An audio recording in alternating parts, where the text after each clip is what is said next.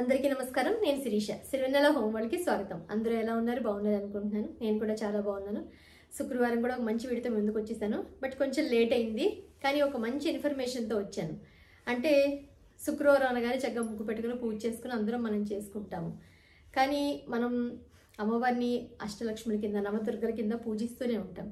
కానీ మనలో ఉండే కొన్ని అలవాట్లు, అంటే ఒక 8-9 మంచి అలవాట్లని మనం రోజు ఎంతవరకు చేసుకుంటున్నాము అంటే ప్రతి ఒక్కళ్ళు మనం మామూలుగా అనుకుంటాం, ఎప్పుడు సంతోషంగా ఉండాలి, ఆనందంగా ఉండాలి, ఆరోగ్యంగా ఉండాలి అని అందరం కోరుకుంటూ ఉంటాం. కానీ మన రోజువారీ పనులు, మనం చేసుకునే పనులు బట్టే ఈ ఆనందం అనేది, సంతోషం అనేది ఆధారపడి ఉంటుంది.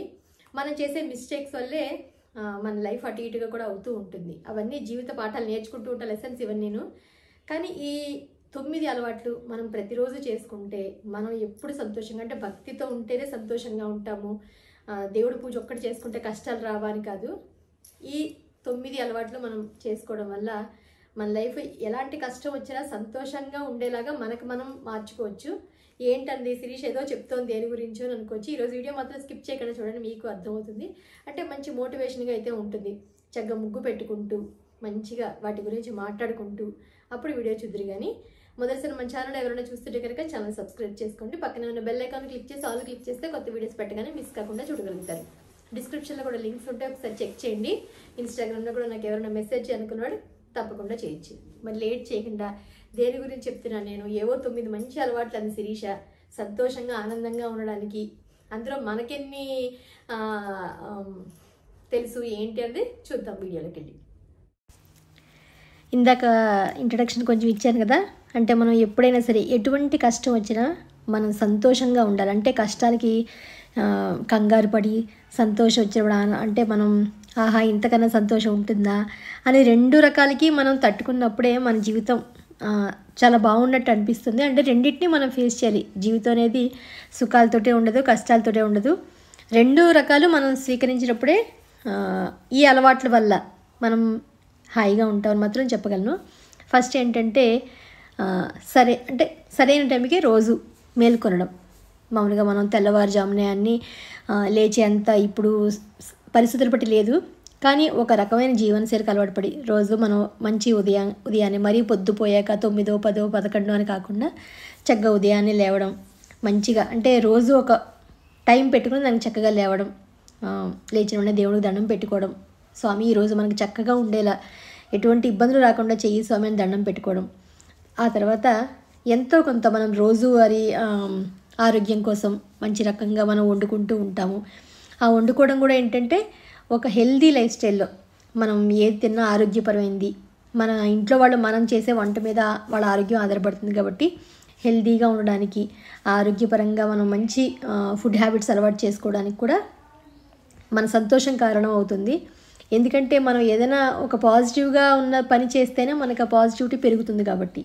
అలాగే క్రమం తప్పకుండా వ్యాయామం, ఏదో ఒకటి నడకో లేకపోతే మన ఆరోగ్యం కోసం. ఎప్పుడైతే మనం ఆరోగ్యంగా ఉంటామో అప్పుడే మనం సంతోషంగా కూడా ఉంటాం. లేకపోతే చీటికి మటికి ఏదో ఒక అనారోగ్యం వస్తూ ఉంటే మనం ఎక్కడ సంతోషంగా ఉంటాం, ఎక్కడ ఆనందం కలుగుతుంది మనకి. ముఖ్యంగా హెల్త్ ఈజ్ వెల్త్ అని అందుకనే అన్నాం మనం. అందుకనే ఒక అరగంట నడకో లేకపోతే ఏదో ఒక చిన్న చిన్న ఎక్సర్సైజ్లో లేకపోతే యోగానో ఏదో ఒకటి మనకి తోచింది మనం చేయగలిగింది ప్రతిరోజు క్రమం తప్పకుండా చేసుకోవడం. ఆ తర్వాత ధ్యానం ముఖ్యంగా. అంటే ధ్యానం అంటే ఇప్పుడు జపమాల తీసుకొని మనం ఏదో ఒక మంత్రం జపించుకోవచ్చు. లేదు ఉచ్ఛ్వాస అంటే మనం బ్రీతింగ్ సైకిల్లో కూడా మనం చేసుకుంటూ ఉంటాం కదా, ప్రాణాయామం అవి చేసుకుంటూ ఉంటాము. లేకపోతే ఏదైనా ఒక మంత్రం తీసుకుని ఆ మంత్ర జపం చేసుకుంటూ ఉన్నాం. ధ్యానం అంటే ప్రశాంతంగా మన మనసు ఒక దాని మీద కేంద్రీకరించడం, ఏదో ఒక దాని మీద మనకు నచ్చిన దాని మీద, భగవంతుడి మీదో ఆయన మంత్రం మీదో ఎక్కడో అక్కడ మనం ధ్యానంగా ఉండడం వల్ల ఏంటంటే మన మీద మనకి కంట్రోల్ వస్తుంది. అంటే మనం దేనినైనా నిగ్రహించుకునే శక్తి మనకు వస్తుందన్నమాట.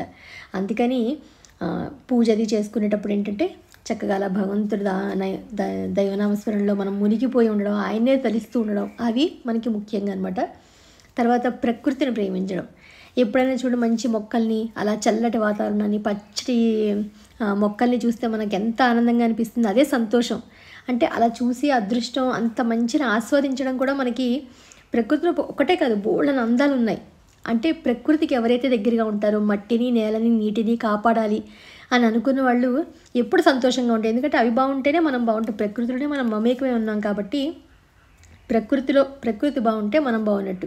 ఆ ప్రకృతి అందాలను ఆస్వాదించాలంటే మనం ఖచ్చితంగా అంతకన్నా సంతోషంగా మనం ఉంటాము.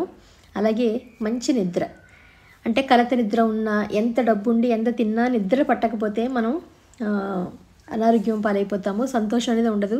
ఎందుకు నిద్ర పట్టట్లేదు? ఎందుకంటే విపరీతమైన ఆలోచన మన మెదడులో ఉండడం వల్ల మనకి నిద్ర పట్టదు. ఉద్యోగపరంగానో, వ్యాపార పరంగానో, కుటుంబ పరంగానో మనకి ఎన్నో ఆలోచనలు ఉంటాయి. అందులో పడుకునే ముందు ఏవో ఒక 4 మంచి దైవస్మరణ సంబంధించిన ఏమైనా పెట్టుకుని విని హాయిగా పడుకుంటే స్వామి ఈరోజు మంచిగా గడిచింది మాకు అని హాయిగా మనం కంటి నిండా నిద్రపోతేనే అదే ఆరోగ్యం మనకి. ఆ తర్వాత మర్యాద, అంటే చాలామంది మర్యాద అంటే ఏంటి, ఎవరినైనా హేళనగా మాట్లాడడం, ఇచ్చిపుచ్చుకునేటప్పుడు మర్యాద లేకుండా ప్రవర్తించడం, అవి కూడా సంతోషానికి అస్సలు కారణం కావు. ఎందుకంటే ఎప్పుడైతే మనం మర్యాద ఇస్తామో అప్పుడే మనం సంతోషంగా ఉండగలుగుతాము, సంతోషాన్ని మనం తీసుకోగలుగుతాం.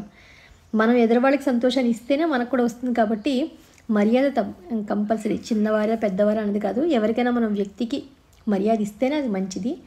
తర్వాత కలివిడిగా ఉండడం.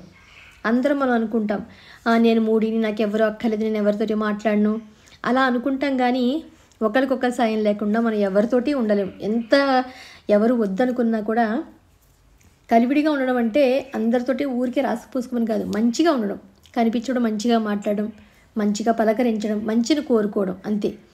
వాళ్ళు వెళ్ళిపోయిన తర్వాత చెడు మాట్లాడుకుని ఏదేదో హడావిడి కాకుండా, అఫ్కోర్స్ అందరి దగ్గర చెడు ఉంటాయి, చెప్పుకోవచ్చు. కానీ లేనివి ఉన్నవి అవే చెప్పుకోవడం కన్నా మంచి ఎన్నిసార్లు చెప్పుకుంటున్నాం, చెడు ఎన్నిసార్లు చెప్పుకుంటున్నాం అని ఒక్కసారి మనకు మనం బేరీజ్ వేసుకుంటే ఆటోమేటిక్గా మంచితనం అనేది పెరుగుతుంది. నేను ఎన్నిసార్లు చెడు చెప్పుకున్నాను, ఇంకా తగ్గించుకోవాలి అని. కలివిడిగా ఉండడం వల్ల ఏంటంటే పాజిటివ్ని పెంచుకోవడం.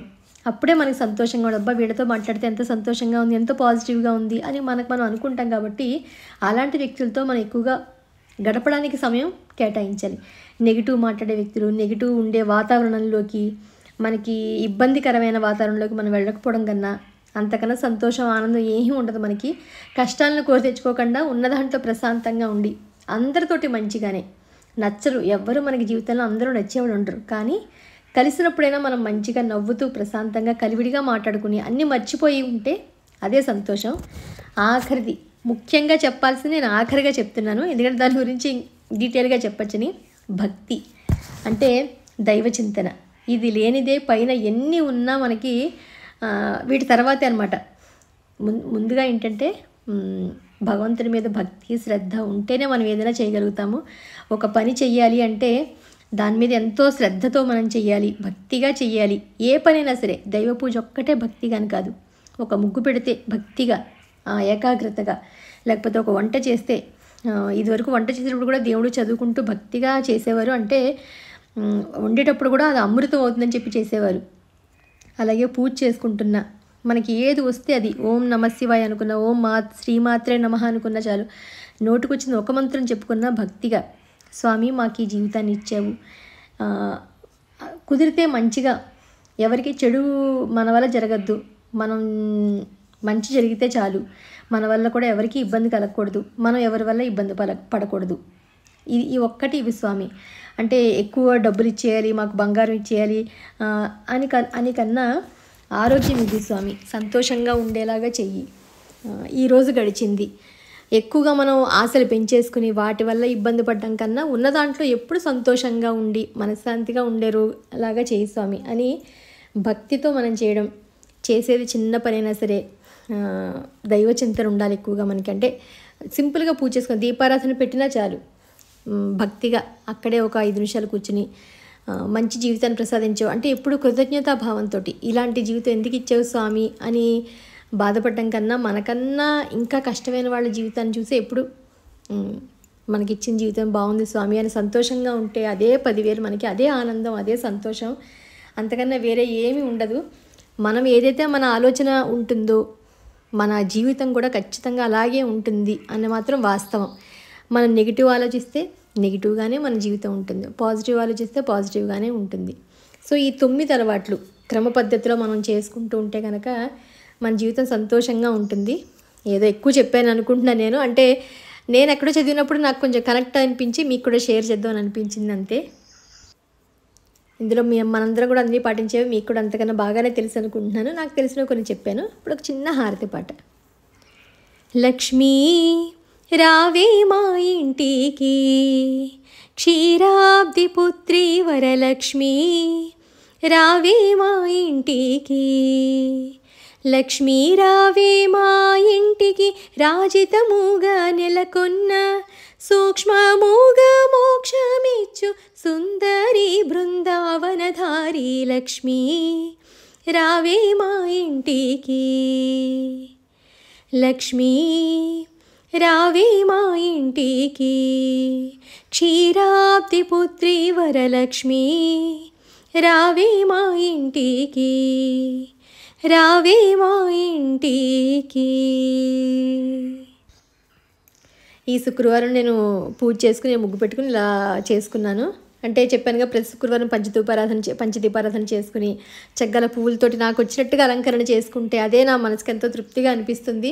నేను మిగతా ఏమి అష్టోత్తరం అవి చేసేది కూడా ఏమి ఉండదు, ప్రత్యేకంగా ఉన్నప్పుడు చేసుకుంటాను. కానీ ఏమి తిరగడం ఉండి మాత్రం పువ్వులన్నీ అలంకరణ చేసుకుని చక్కగా మామూలుగా రోజువారీ చదువుకునేవి అన్నీ స్తోత్రాలు ఉంటాయి, అవన్నీ చదువుకుని దీపారాధన చేసుకుంటా దీపకాంతులు అమ్మవారిని చూస్తేనే నాకు ఎంతో సంతోషంగా అనిపిస్తుంది. ఇది ఈరోజు వీడియో. మీ అందరికీ నచ్చాయని అనుకుంటున్నాను నేను చెప్పినవన్నీ. ఎందుకంటే జీవితంలో మనకు చిన్న చిన్న మోటివేషన్లు అప్పుడప్పుడు అవసరం అవుతాయి. ఎప్పుడైనా చూసినా చదివినా ఎవరైనా చెప్పినా మనం కొంచెం ఇన్స్పైర్ అవుతాం. కాబట్టి సరే మన ఛానల్ ద్వారా మన సబ్స్క్రైబర్స్కి నాకు తెలిసినవేవో కొన్ని చెప్దామని చెప్పి షేర్ చేశాను. మీకు కూడా నచ్చాయని ఆశిస్తున్నాను. తప్పకుండా నాకు ఏంటనేది కామెంట్ సెక్షన్లో తెలియజేయండి. ఇది ఈరోజు వీడియో. మళ్ళీ ఒక ఇంట్రెస్టింగ్ వీడియోతోటి మిమ్మల్ని అందరినీ కలుస్తాను. అంతవరకు బాయ్.